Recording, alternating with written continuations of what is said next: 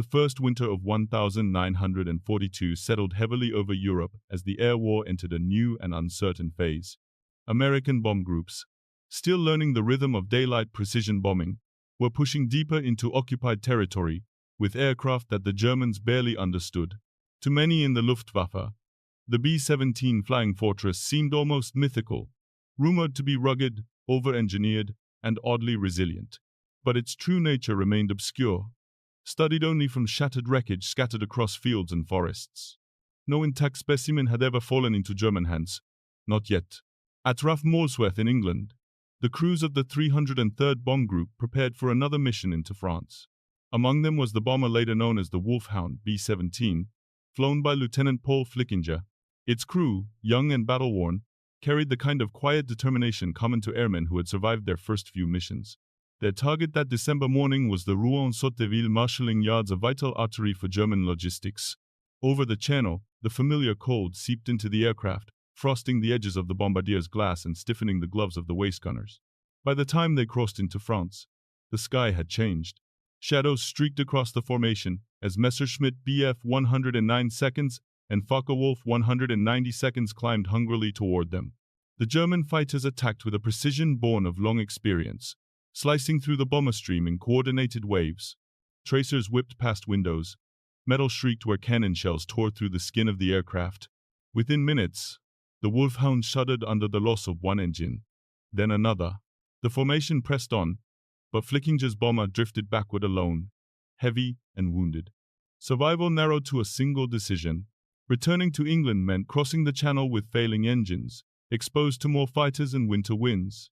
Sweden or Switzerland lay hundreds of miles away. The only remaining path was downward onto occupied soil.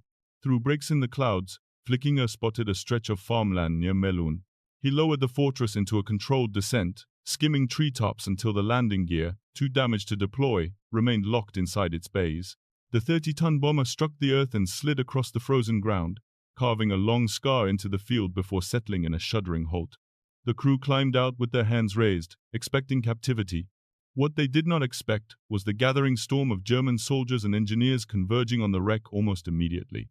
Unlike the twisted remains of other American bombers, this aircraft was largely intact, its systems, wiring, and defensive mounts preserved like a museum exhibit delivered by fate.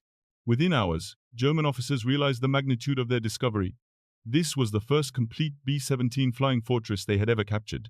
In that field, the balance of knowledge shifted. The Luftwaffe finally had a window into the machine that was reshaping the skies above Europe. And as the Wolf Hound began its slow journey toward the Rechlin test center, the Germans believed they were about to understand their enemy.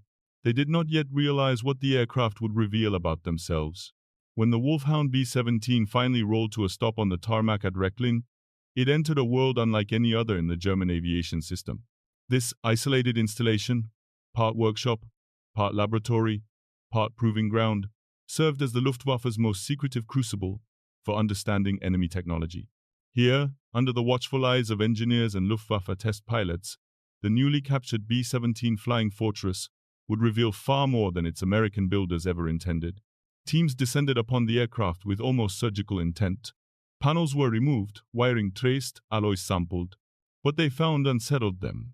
American design philosophy was different. Not elegant in the artisanal German sense, but astonishing in consistency and scale. Interchangeable components, standardized wiring looms, hydraulic lines arranged for rapid assembly. The Wolf Hound was not only a machine of war but an artifact of industrial confidence. It suggested that America could build these bombers by the hundreds, perhaps by the thousands, without the bottlenecks that plagued German production. But the most sobering revelations came when the aircraft finally returned to the air. Hans-Werner Lercher, one of Germany's most experienced evaluators, took the controls on a calm spring morning in 1943. He expected brute force and stubborn handling from such a massive airframe. Instead, he found balance, predictable reactions, forgiving control surfaces, and stability that held even when he deliberately shut down one engine, then two. He wrote later that the bomber flew like a far smaller aircraft, a verdict that shocked colleagues accustomed to the heavy-handed behavior of German bombers. What frightened them most, however, was not how the fortress flew but how it fought. Rechlin's training exercises placed Luftwaffe test pilots inside Messerschmitts and Focke-Wulfs, challenging them to attack the Wolf Hound B-17 from every possible angle. Cameras mounted on chase planes and ground stations recorded each attempt. The results were as clear as they were brutal. Attacks from the rear, the traditional method of tearing open earlier Allied bombers, proved nearly suicidal. The fortress's tail guns, dorsal turret, and waist gunners created a shifting lattice of 50 caliber fire. Tracers arced outward like molten threads, converging into a corridor through which any attacking pilot had to fly. Those who dared described it as entering a tunnel of light, beautiful, hypnotic, and lethal. The defensive firepower of the B-17 flying fortress was not merely formidable, it was unprecedented in aerial warfare. Side attacks fared little better. The staggered waist guns overlapped with the dorsal turret, forcing fighters into brief, high-speed passes that offered only seconds to aim. Even approaches from below, once considered a safe angle, proved vulnerable to the ball turret's nearly uninterrupted field of fire. Only one tactic showed promise: the frontal attack. Here, in the narrow window before the nose guns could track the target, a skilled pilot could fire at the cockpit and escape before the fortress's crossfire closed in. It demanded perfect timing, iron nerves, and acceptance of mortal risk. Few pilots possessed all three. As spring turned to summer, a grim realization settled over Rechlin.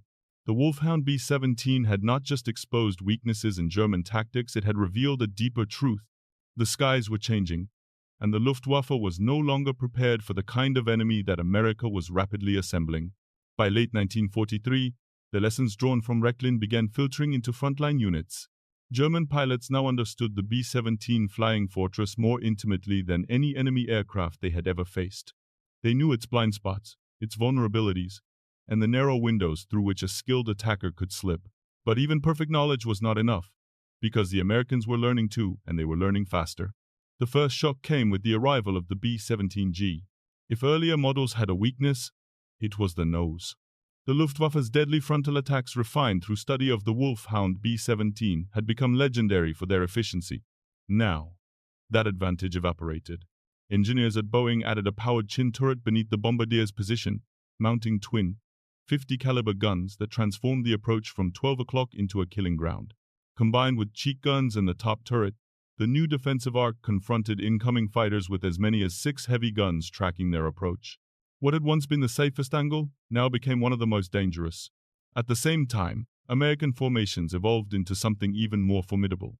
The combat box formation, already deadly, matured into a layered three-dimensional fortress of overlapping fire. A single group might place 30 or more bombers in staggered lines, each aircraft covering the blind spots of its neighbors. To break the formation, German fighters had to thread their way through clouds of tracers, tens of thousands of rounds per minute, while avoiding mid-air collisions and the relentless curtain of fire behind them. Pilots described the approach as flying into a furnace, where the light of tracers reflected off their canopies like sparks thrown from a forge. Desperation forced German units to search for new solutions. They mounted rockets, unguided 21 cm Werfergranate shells beneath their wings, hoping to scatter the bomber streams with blast alone. They upgraded armament to 30 mm cannons capable of downing a fortress in only a few hits. They experimented with high-angle diving attacks and even anti-bomber bombs dropped from above. But none of these weapons came without cost. Rockets created enormous drag, turning fighters into easy prey for escorting P-47 Thunderbolts and the new long-range P-51 Mustangs. The 30 mm cannon had devastating power but slow velocity, making accurate shots nearly impossible in the frantic closing speeds of aerial combat. Meanwhile, Luftwaffe units faced a slow-motion catastrophe. Veteran pilots, those who had trained on the Wolf Hound B-17 at Rechlin, were being lost faster than they could be replaced. New pilots arrived with only a fraction of the flight hours once required for combat readiness. Few had the skill or nerves for the precise frontal attacks that earlier aces had mastered. Most never lived long enough to learn. The average lifespan of a dayfighter pilot in 1944 was measured in weeks. Each encounter deepened the same grim realization: the air war was no longer a contest of tactics or courage. It had become a confrontation with a nation whose industrial engine could churn out bombers faster than the Luftwaffe could destroy them. And as the sky grew darker with the silhouettes of incoming formations, Germany understood that its struggle was not merely against a single machine, but against the vast system that had created it. While the Luftwaffe struggled to understand how to stop the relentless advance of the bomber streams, the perspective from across the Atlantic looked entirely different. In the United States, the B-17 flying fortress had become more than an aircraft. It was a national symbol, a steel embodiment of the country's ability to project power thousands of miles from home. Each bomber rolling off the assembly line in Seattle, Burbank, or Long Beach affirmed a central truth of the conflict. America had mobilized its economy with a scale and efficiency the world had never seen. This was American industrial power in World War II made visible, formation by formation, mission after mission. For the public, the air war carried both pride and dread. Newspapers printed photographs of bomber crews smiling beside their aircraft, but casualty lists hinted at the steep price of daylight precision bombing. Families understood that a tour of 25 missions later raised to 35 was a gauntlet few completed unscathed. Yet the nation remained committed. The belief that strategic bombing could cripple the Nazi war machine became a cornerstone of American wartime doctrine. In political and military circles, debates raged over the ethics of bombing industrial centers and urban rail hubs, but the overall strategic direction never wavered. Globally, Allied leaders viewed the strategic bombing campaign over Germany as essential to shaping the broader war. By 1943, British and American planning increasingly centered on the idea that air power could erode the Reich's industrial foundation before ground armies delivered the final blow. The bombing of oil refineries, transportation networks, and ball-bearing factories was not merely tactical, it was a deliberate effort to grind the German war machine into exhaustion. Against this backdrop of global strategy, the Wolf Hound B-17 served as an unintended ambassador of American capability. Every component examined at Rechlin, every formation tactic studied by German analysts, reinforced an uncomfortable truth. The United States could produce strength at a rate that outpaced destruction. The aircraft's endurance under fire, its redundant systems, and its overwhelming defensive firepower reflected a design philosophy built around survivability and mass production concepts Germany could admire, but not match. And so, as the bomber streams thickened and long-range escorts like the P-51 joined them, even seasoned Luftwaffe commanders recognized that the battle was no longer balanced. The war in the air had become a measure not of individual bravery, but of industrial will. The Wolf Hound B-17 had revealed this earlier than most, long before the rest of Germany understood what was coming. The story of the Wolf Hound B-17 ends far from the quiet field in France where it first fell into German hands. After years of testing, training, and clandestine missions, the aircraft met its final fate in April 1945, during an American bombing raid destroyed not by German fighters or mechanical failure, but by the very force that had given it life. The relentless advance of Allied air power. In that moment, the circle closed. A bomber born in the United States, studied intensely by the Luftwaffe, was finally consumed by the broader storm it had helped unleash. Its destruction, however, did nothing to diminish its significance. For the Germans who flew, examined, and feared it, the B-17 Flying Fortress embodied more than defensive guns and thick aluminum skin. It represented a nation capable of building machines faster than war could destroy them. Every test flight at Rechlin, every tactical bulletin circulated to frontline pilots, every frantic attempt to counter its strengths, revealed the same sobering truth. Germany was fighting an enemy whose industrial capacity exceeded its own by an order of magnitude. The Wolf Hound B-17 merely made that reality impossible to ignore. For American crews, the aircraft symbolized endurance and sacrifice. Thousands never returned from the long missions over Europe, yet their efforts collectively reshaped the war. Factories back home replaced each loss with astonishing speed, revealing a different kind of courage, the civilian determination to keep the assembly lines moving. It was this combination of bravery and production that sustained the American industrial power in World War II, turning the fortress from a single machine into a strategic instrument capable of altering the direction of history. Today, as we look back on the era of thousand-plane raids and burning cities, the lessons of the fortress remain sharp. Technology matters, tactics matter, but wars of attrition are ultimately decided by nations that can outproduce, outsustain, and outendure their enemies. The Luftwaffe's test pilots understood this late. Hans Werner Lerche himself admitted after the war that the outcome had become inevitable long before 1945, not because German pilots lacked skill, but because no amount of skill could compensate for such overwhelming disparity.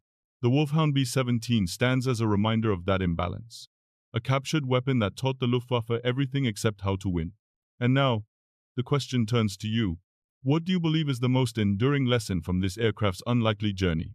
If you want to continue exploring the machines, decisions, and untold stories that shaped our world, consider subscribing and join us as we uncover the next chapter of history.